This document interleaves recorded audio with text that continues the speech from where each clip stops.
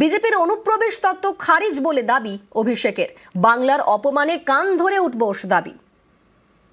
যে তালিকাটা বেরিয়েছে এটা খসড়া তালিকা, এটা ড্রাফট লিস্ট, এটা কি ফাইনাল ধরে নেওয়ার কোনো কারণ নেই।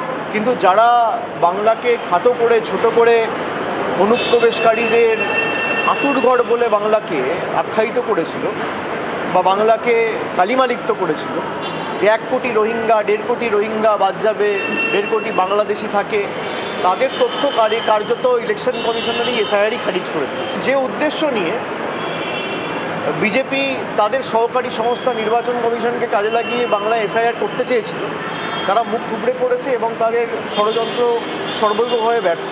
এবং বাংলাকে যারা অপমানিত করেছিল বাংলাদেশিদের আঁতুড়ঘর বলে, তাদের উচিত জনসমক্ষে এসে কান ধরে বাংলার 10 কোটি মানুষের কাছে ক্ষমা চেয়ে ভারতবর্ষের কাছে অন্ততপক্ষে বাংলাকে বদনাম করার জন্য কান ধরে উঠবোস করে ক্ষমা চাওয়া। খসড়া প্রকাশের পর ফের তরজা। বিজেপির অনুপ্রবেশ তত্ত্বকে নিশানা অভিষেকের। কান ধরে উঠবোস দাবি। অভিষেকে পাল্টা আক্রমণ সুকান্তর।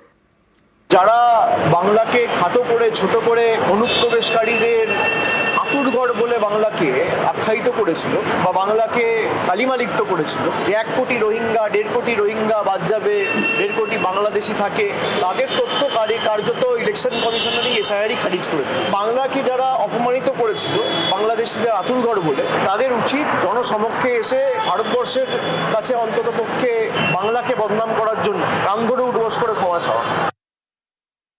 আমার মনে হয় না এটা মমতা বন্দ্যোপাধ্যায়ের বুদ্ধি, এটা অভিষেক বন্দ্যোপাধ্যায়কে আইপ্যাক করাচ্ছে বিএলএ 2দেরকে নিয়ে, যাতে করে নামগুলো বাদ না যায়, মৃত ভোটারদের নাম পাল্টে ঢুকিয়ে দেওয়া যায়, সেই চেষ্টা একটা চলবে। আমার বিশ্বাস নির্বাচন কমিশন এসআইআর করছে, এটা তো বিজেপির কাজ বা তৃণমূলের কাজ নয়। আমরা শুধুমাত্র সহযোগিতা বা অংশগ্রহণ করতে পারি রাজনৈতিক দলে। তো ইলেকশন কমিশনের কাজ হচ্ছে নির্ভুল ভোটার তালিকা তৈরি করা। বসিরহাটে গিয়ে না দাঁড়িয়ে থাকতে বলুন, অনুপ্রবেশকারী দেখতে পাবেন। আর যদি তাও না হয়, বাংলাদেশে পাঠিয়ে দিচ্ছি, ঘুরে আসুন, একবার দেখে আসুন কারা কারা ছিল এখানে, তার মামারা।